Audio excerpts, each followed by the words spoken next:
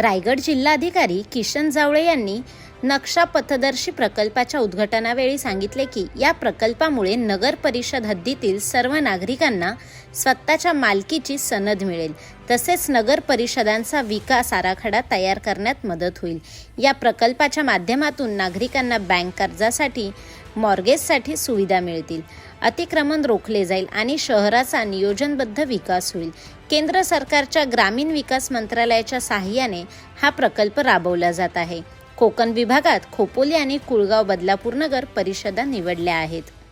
केंद्र शासनाच्या ग्राम विकास मंत्रालयाअंतर्गत भूमी संसाधन विभागाच्या वतीने digital India land records modernisation programme DILRMP हा कार्यक्रम आहे। या कार्यक्रमाअंतर्गत आज देशातल्या 152 नगरपालिका मध्ये आज या नक्ष कार्यक्रमाचं उद्घाटन होत आहे। त्याचा मुख्य कार्यक्रम मध्य प्रदेशामध्ये रायसेन येथे माननीय केंद्रीय मंत्री शिवराज सिंग चौहान साहेब यांच्या हस्ते होत आहे। रायगड जिल्ह्याचा जो आपला उद्घाटनाचा कार्यक्रम आहे, आज तो खोपोली नगरपालिकेमध्ये आताच संपन्न झाला। महाराष्ट्रातल्या एकूण 10 नगरपालिकांमध्ये हा पथदर्शी कार्यक्रम राबवण्यात येत आहे।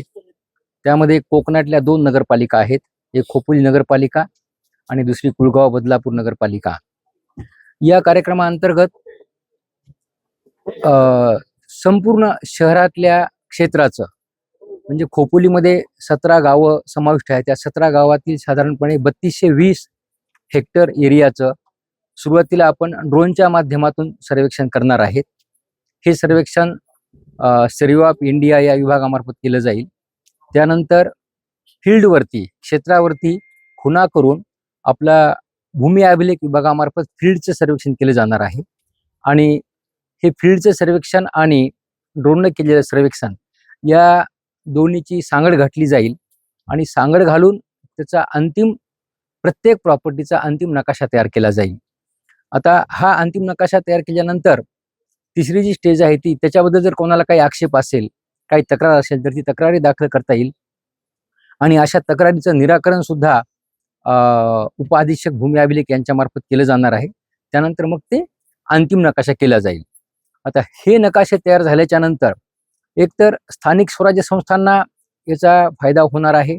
स्थानिक स्वराज्य संस्थांना त्यांच्या विकास आराखडा तयार करण्यासाठी, त्यांच्या विकासाचे विविध प्रकल्प राबवण्यासाठी, त्यानंतर नगर पालिका क्षेत्रामध्ये जे काही आपल्याला नैसर्गिक आपत्ती आहे त्याचा सामना करण्यासाठी, तसेच टॅक्स कलेक्शन, कुठली प्रॉपर्टी टॅक्स कलेक्शनसाठी त्यातून आता सुटणार नाही, त्या सगळ्या प्रॉपर्टी टॅक्स कलेक्शनसाठी त्यांच्याकडे येणार आहे। त्यामुळे नगरपालिकांना तर त्यांच्या कामकाजामध्ये सुधारणा होण्यासाठी आणि त्यांच्या आर्थिक आवक वाढण्यासाठी फायदा होईलच होईल, नागरिकांना सुद्धा खूप मोठा याचा फायदा होणार आहे।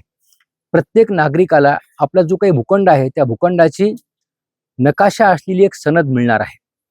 नकाशा असलेली त्याला एक प्रॉपर्टी कार्ड मिळणार आहे आणि त्या प्रॉपर्टी कार्डवरती त्या नकाशाच्या जे काही बिंदू आहेत त्या बिंदूचे अक्षांश रेखांश नमूद करून ते नकाशा मिळणार आहे। त्यामुळे हे नकाशे कायमस्वरूपी बिनचूक आणि अचूक असे तयार होणार आहेत आणि हे नकाशे त्यांना त्यांच्या सगळ्या कामासाठी वापरता येतील।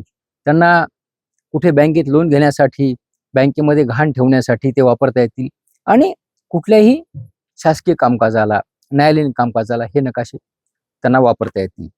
अचूक नकाशे तयार झालेले असल्यामुळे लोकांना याचा म्हणजे वादविवाद टाळण्यासाठी फायदा होईल। नकाशे अचूक असल्यामुळे वादविवाद कमी होतील आणि लोकांचा वेळ आणि पैसा त्यामध्ये वाया जाणार नाही आणि त्यांचं स्वतःचं मालकीचं एक चांगलं डॉक्युमेंट, चांगला कागद त्यांच्याकडे आहे याचं त्यांना एक मानसिक समाधान मिळेल आणि निश्चितपणानं सर्व जनतेसाठी आणि शासनाला सुद्धा सगळे विकास कामं घडून आणण्यासाठी त्याचा निश्चितपणाने फायदा होईल।